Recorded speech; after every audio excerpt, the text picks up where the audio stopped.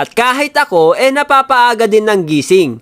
Isa sa mga nagustuhan ko sa paggising ng umaga, yung may nakaredy ng nilagang kamote, tapos habang kumakain ka ng kamote at nagkakape, nagpapainit ka sa apoy. Best feeling ever! After ng almusal, dumiretso kami ng bukid. Syempre, lakad na naman. Nung bata ako, feeling ko napakalayo nun Pero aliw na aliw ako kasi may dinadaanan kaming drainage na may mga alimangong nagtatakbuhan.